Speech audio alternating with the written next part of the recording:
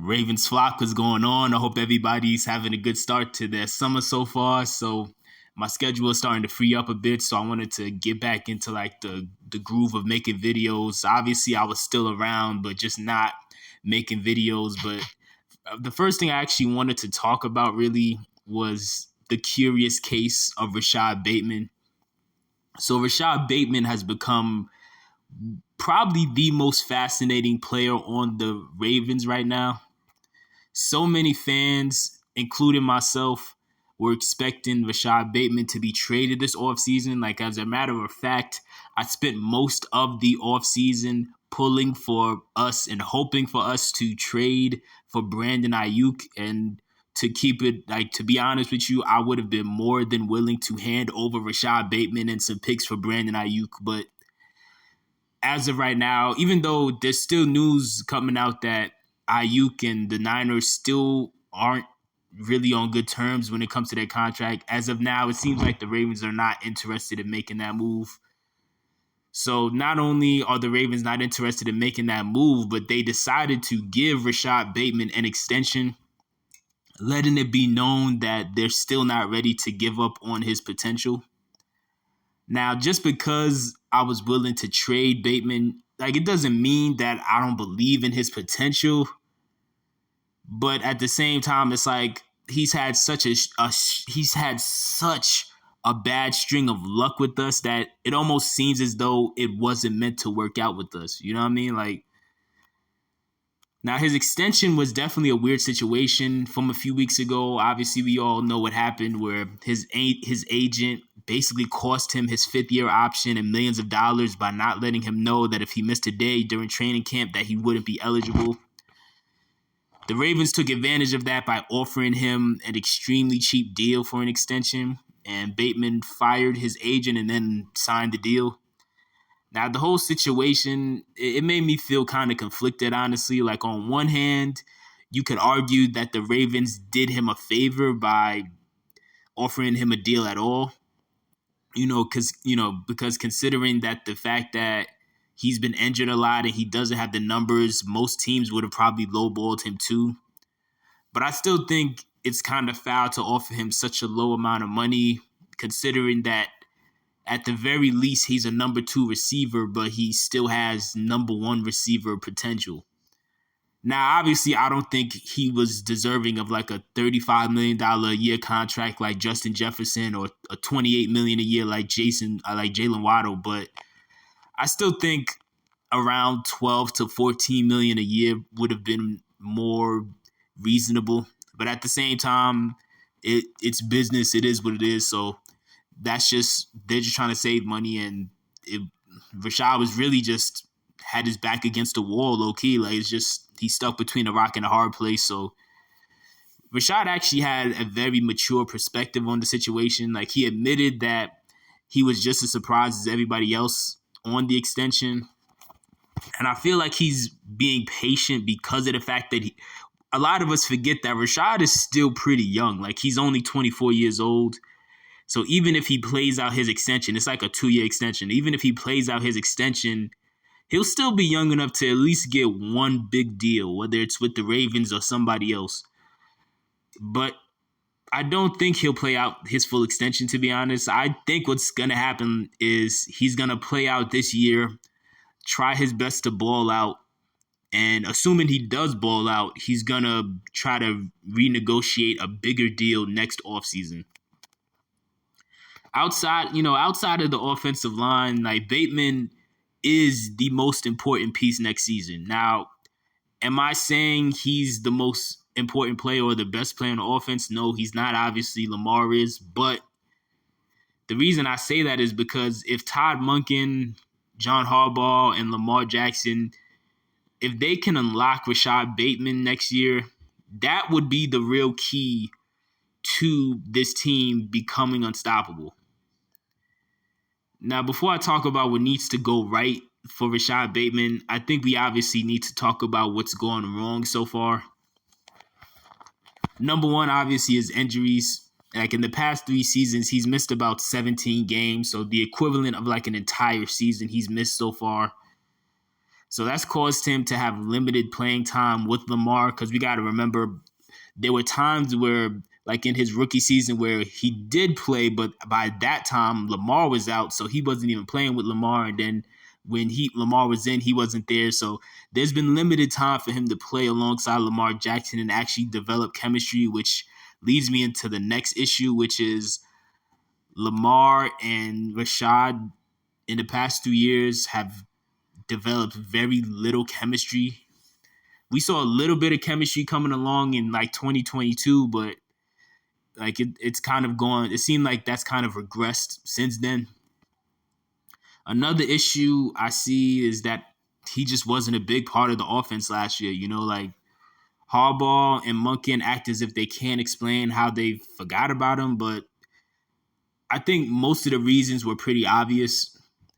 Number one reason is they wanted to force the ball to Zay as much as possible so they could have fans like me stop complaining about our wide receivers being trash and, you know, us struggling to pick the right receivers and develop them. So they were heavily invested in Zay putting up good numbers in his rookie season, which he did.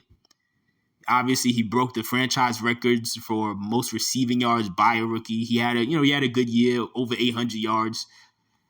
And again, this isn't a knock on Zay because at the end of the day, Zay took full advantage of an opportunity. But I do remember moments last season where I even mentioned in some of my videos that it felt like they were trying to force the ball to Zay a little too much. Not a crazy amount, but just a little too much. But I understand why they would, obviously, because Zay shown so much potential already.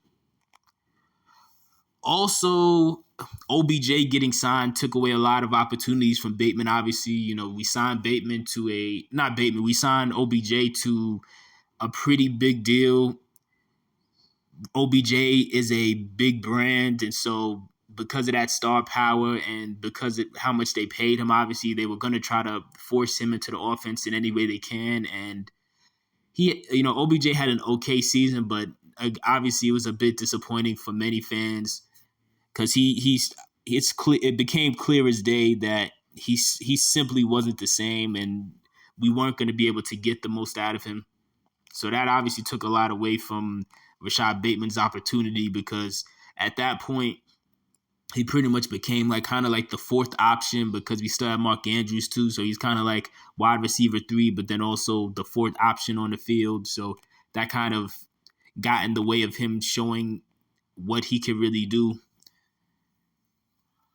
And then also in the beginning of the season, I don't think Rashod Bateman fully trusted his body or had full confidence back yet, honestly. There were moments in the season early on where he was dropping easy passes. He was looking frustrated with himself. He didn't seem like he was trying to attack the ball like he shown that he could back when he was coming out of Minnesota or in his rookie season. And I think that played a role in why Lamar and Monken kind of shied away from him because they might have noticed that early on. Now, as far as what needs to go right, number one, of course, is obviously staying healthy. Bateman played pretty much most of last season, which was a first. He pretty much was present the whole year. And then even right now, this is as far as I can remember, this is his first fully healthy offseason where he's actually participating in everything. He's not worrying about rehabbing. So he's been participating in OTAs and the mandatory minicamp. Next, obviously, is him and Lamar have to develop some chemistry.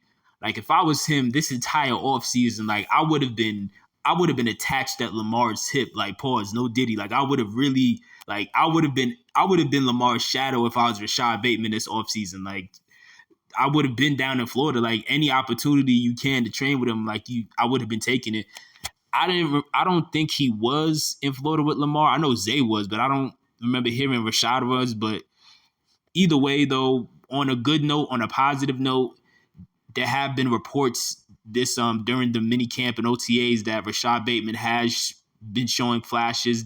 There's also been reports saying that he was kind of showing frustration and not getting looks from Lamar. But at the same time, it still ended on a high note where they're saying that he did get a lot of work towards the end of minicamp and, was showing that he's ready to go and have a pretty good season. Another thing that needs to go right for him is Lamar and Monken need to trust him more. And I still got to do a video on where I think Lamar could improve, but Lamar definitely needs to trust him more and make him a bigger part of the offense, honestly. Like there's too much film last year showing him get open and, not being one of Lamar's first reads and, just really not getting any attention. Like we all, as Ravens fans, we all saw the stat last year showing that Rashod Bateman, by a landslide, was getting the most separation out of any wide receiver in football. So again, it's not that he's not talented; it's there, but it's just a matter of the stars aligning for him. Like up until this point, it seems as though it is just like he's just had a very bumpy ride up until this point, but when you're getting as open as he's getting, and then on top of that, when you're as good a route runner as he is, which goes into him getting so open, like that the opportunities have to come eventually. You would imagine they would have to come eventually. Like there's so much upside to his game. Like again, obviously one of the best route runners in football, gets open more than any other receiver in football. He's shown an ability to catch 50-50 balls pretty consistently. He has the size. Like, now, is he like a 6'4", 250-pound guy? No, obviously. I know a lot of Ravens fans, they want the big body receiver, but Rashod, he's still big enough at receiver. Like, he's like 6'1", 200 pounds. So he still has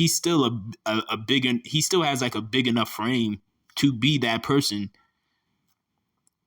He's also shown an ability to get yards after the catch. Obviously, best example is that slant that he caught against the Dolphins 2 years ago that he took all the way to the house for 75 yards. He's shown an ability to be an option on deep passes because, again, I think a lot of people forget how fast he is because of the fact that, he's a little taller than Zay, and also he takes longer strides, so it doesn't look as fast, but he is just as fast, if not faster than Zay. Not saying he's as quick as Zay in short space, but still, he's still fast within his own right. He's capable of making people miss. But checkdowns are really where he could thrive, obviously. Coming out of college, one of his biggest comps was like, I believe it was Keenan Allen and Stephon Diggs. So, again, especially in the case of Keenan Allen, Keenan was most dangerous when he's the guy moving the chains. And that's really where Rashod was the most effective and the strongest when he was coming out of Minnesota in his rookie year, was actually just being the guy who was helping us move the chains. Like, if I'm not mistaken, Rashod's like first 9 or 10 catches were all first down catches. And some of those catches were actually extremely difficult, but he still obviously was making it work. So I'm still definitely interested to see what Rashod can do this year. Let me know what you think Rashod's going to do this year. On the low end, I think Rashod would need to have at least 700 yards this year, honestly. Now, I know that might sound like low expectations considering he was a first-round pick and he was meant to be our number one. But again, it's trying to predict what he's going to do this year. It's so weird because he's the wild card and he still needs chemistry with Lamar and so many things would need to go right for him. And with the emergence of Zay Flowers and Isiah Likely, it kind of changes the dynamic of like the team where now you're wondering like, man, how is the ball going to get to this many people? But one thing we also have to consider is since OBJ is not there anymore, a lot of those targets will most likely go to Rashod Bateman. And then also, I'm assuming, I don't know, but because I'm assuming that Lamar's not going to run that much this year, I think that'll also affect how many more passes we throw, honestly. Like, I still think we're going to be a team that still runs a lot, but I do believe that this will be the year where Lamar has less than 500 yards rushing. Like, I do think that's going to be the case if Derrick Henry still has a lot left in the tank. Now, if Derrick Henry's washed, I mean, it's going to be the same old, same old. Lamar's going to have like 800 to 1,000 yards rushing. But assuming Derrick Henry still has a lot in the tank, I could see this being the first year where like Lamar takes, like, he's still going to run, obviously, but it'll be much more rare. And when he does, it'll be like these massive, 30, 40-yard sprints. And we're not, and because of that drop, I do think we're going to see an uptick in Lamar choosing to just pass the ball more. And I think that would allow for an opportunity for Bateman to still eat. So on the low end, Rashod this year needs to get at least 700 yards and, like, I would say maybe 5 touchdowns. But, look, man, if everything goes right, if Rashod continues to show that he can get better separation than everybody else and they can get him the ball, hey, man, like, as crazy as it sounds, there's a possibility that we could see him put up 1,200 yards this year. Like, that is a real possibility, especially since now that Zay has become like a young star already. More teams are probably going to be preparing to lock up Zay and Mark Andrews, and they're probably going to forget about Rashod. That could allow for a major opportunity for Rashod to just completely take the world by storm this coming season. But again, I still think 700 to 1,000 yards is possible, but it's going to be up to Rashod to show that he's still capable of being what we thought he was coming out of Minnesota. But let me know what you expect out of Rashod this year. Do you think he has what it takes? Do you still have faith in him to be our number one? Or do you think that no matter what, we need to get rid of him within the next year? Let me know what your thoughts are in the comment section below.